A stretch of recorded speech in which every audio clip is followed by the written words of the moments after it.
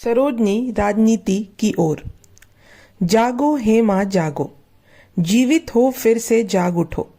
अवसाद त्याग अब और दूर ग्रहों से संगमित भारिया सी। जनो नया गौरव अपनी अकाल कोख से। भविष्य तुम्हारा तुम्हें पुकारता लय संकुल स्वर में। चंद्र सम गौरव गरिमा विस्तृत विजय की ओर। जागो हे सुप्त माँ जागो और मुकुट स्वीकार करो। तुम प्रभुत्वमय अतीत की थी साम्राज्ञी जो कभी। घर में होने वाली परिचर्चाओं के कारण सरोजनी नायडू सामाजिक क्षेत्र के प्रत्येक पहलू की अच्छी जानकार थी। तत्कालीन समाज में व्याप्त उन दोषों एवं कुरीतियों को उन्हें भली भांति ज्ञान था, जिनका कुप्रभाव नारी समाज पर पड़ रहा था। शोषित, पीड़ित, व्यथित नारी विकल नेत्रों से ऐसे महामानव की ओर देख रही थी जो उनके अधिकारों के लिए प्रयत्न करता था। अंततः भावुक सरोजनी ने इसका बीड़ा उठाया। वे कविताओं एवं व्याख्यानों द्वारा सार्वजनिक मंच से नारी उत्थान का स्वर प्रखर करने लगी। नारी की स्थिति सुधारने तथा समाज में उन्हें सम्मानीय स्थान दिलवाने के लिए उन्होंने अपने स्तर पर सशक्त प्रयास किए। वर्ष 1902 में उन्होंने पहला सार्वजनिक भाषण दिया था, जिसने काव्यात्मक जगत तक सीमित सरोजनी को तत्कालीन भारतीय राजनीति की ओर मोड़ दिया। केसरे हिंद।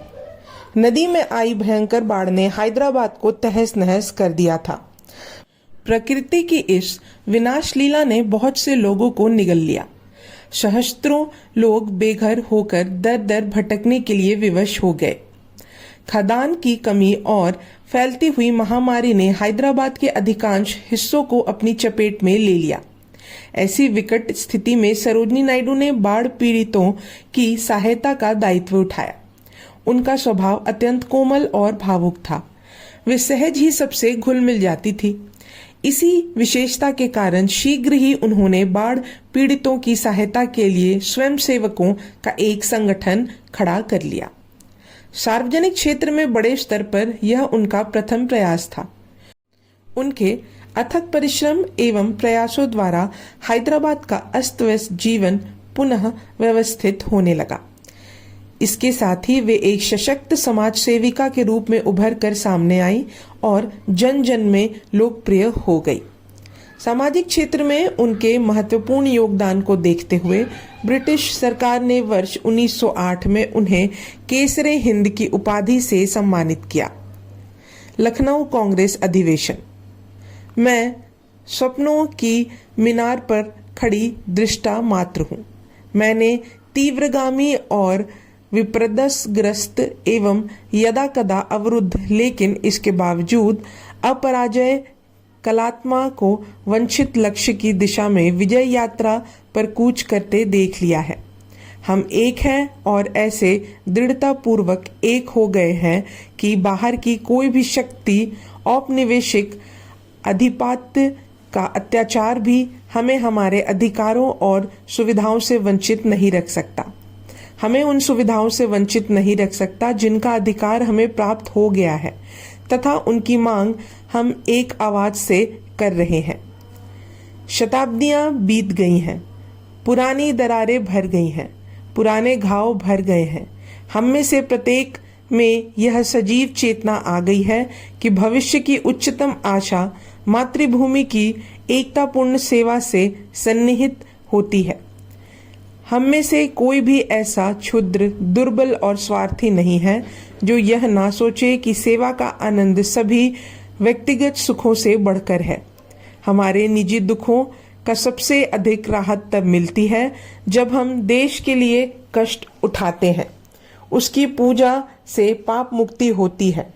उसके लिए जीना जीवन की सर्वोच्च विजय है तथा उसके लिए मरना अमरत्व का अमूल्य मुकुट प्राप्त करना है। वर्ष 1916 में लखनऊ में आयोजित कांग्रेस अधिवेशन में सरोजनी द्वारा दिए गए उपरोक्त भाषण को सुनकर श्रोतागण मंत्रमुग्ध हो गए। किसी महिला द्वारा इतना ओजपूर्ण एवं सारग भृति भाषण देना उनके लिए अकल्पनीय था।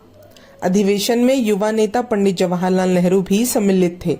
महिला वक्ता के मुख से निकलने वाला एक एक शब्द उनके अंतर्मन को मथ रहा था। वे तल्लीनता से भाषण सुन रहे थे।